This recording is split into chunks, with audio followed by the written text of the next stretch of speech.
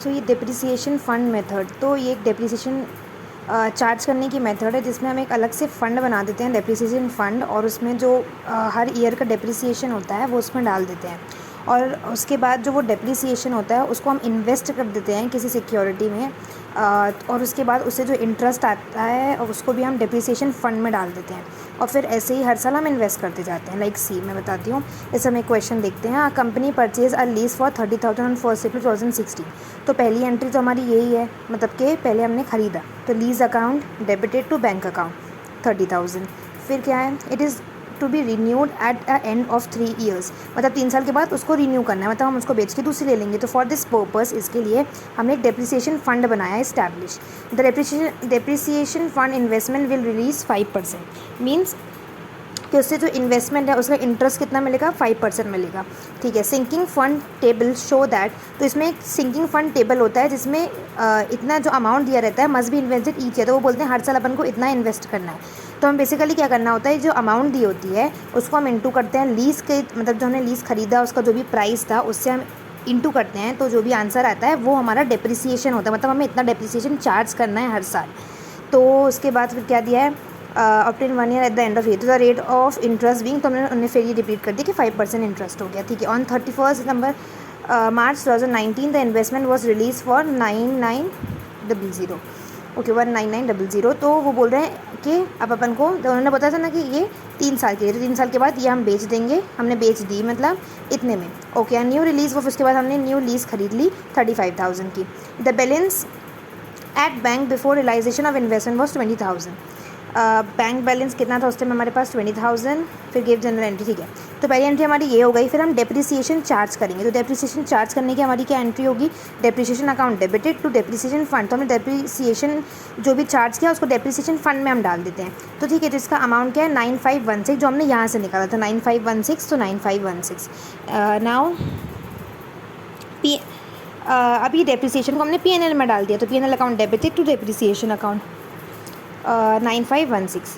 फिर हमने क्या किया, लास्ट में हमें पास जो ये डेप्रिसिएशन का अमाउंट था इसको हमने इन्वेस्ट कर दिया, डेप्रिसिएशन का हमारा जो अमाउंट था ना हमने उसको इन्वेस्ट कर दिया, तो हमारा क्या हुआ, इन्वेस्टमेंट बढ़ी। तो क्या हुआ, depreciation fund investment account debited, investment बढ़ी तो एसेट बढ़ा, तो डेबिटेड 9516 को हमने इन्वेस्ट किया है, टू बैंक अकाउंट पैसे चले गए हमारे पास से, तो बैंक अकाउंट क्रेडिट हो गया। फिर नेक्स्ट ईयर क्या हुआ, हमने जो इन्वेस्ट किया था उस पर हमको इंटरेस्ट मिला, और हमने देखा था 5% इंटरेस्ट मिलने वाला, और 9516 पे, क्यों, क्योंकि हमने उतना ही इन्वेस्ट किया था, तो इसमें हमको इंटरेस्ट मिला 476। तो हमने बैंक अकाउंट डेबिट, क्योंकि पैसा आया तो कैश बढ़ा, तो एसेट इंक्रीज होता है तो डेबिट टू डेप्रिसिएशन फंड, तो हमको ये पैसा डेप्रिसिएशन फंड में डालना है। ठीक है। फिर उसके बाद हमने इस साल का फिर से डेप्रिसिएशन चार्ज किया, इस साल के डेप्रिसिएशन को फिर से हमने PNL में डाल दिया। फिर उसके बाद डेप्रिसिएशन फंड इन्वेस्टमेंट, मतलब जैसा हमने पहले किया था हमने इन्वेस्ट कर दिया था, इस साल भी हम इन्वेस्ट कर देंगे, लेकिन इस साल सिर्फ हम मतलब डेप्रिसिएशन के अमाउंट को नहीं करेंगे इन्वेस्ट, किसको करेंगे, साथ में हमारे पास जो इंटरेस्ट है जो पिछले वाले से आया है उसको भी हम इन्वेस्ट कर देंगे।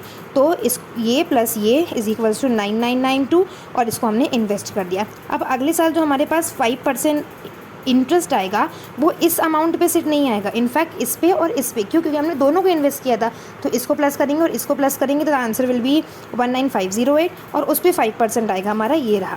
ठीक है। फिर उसके बाद हमने फिर से इस साल का डेप्रिसिएशन चार्ज किया, तो 9516 अमाउंट आया। फिर हमने इस साल के डेप्रिसिएशन को PNL में डाल दिया 9516 को।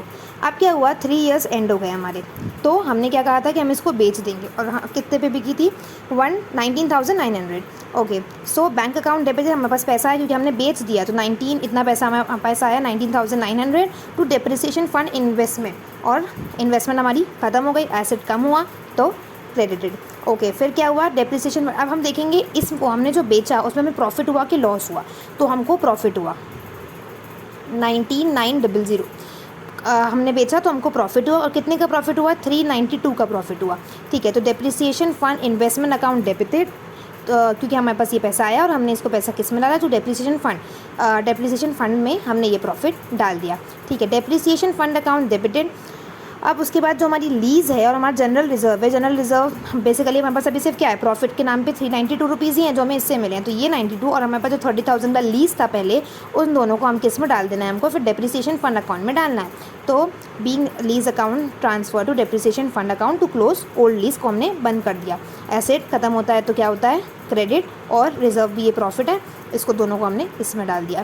फिर हमारा न्यू लीज़ हमने यहाँ पे लिखा हुआ था 35,000 का हमने लीज़ फिर से खरीद लिया, तो यहाँ पे वहीं लिखा है new lease account debited to bank account 35,000 और उतने की आई थी।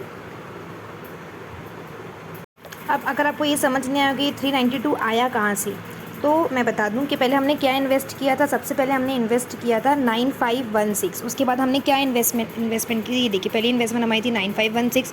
उसके बाद हमने ये फंड इन्वेस्टमेंट में कितना इन्वेस्ट किया था 992, और उसके बाद कुछ इन्वेस्ट नहीं किया क्योंकि लास्ट साल आ गया हमारा जिसमें हमको बेचना था।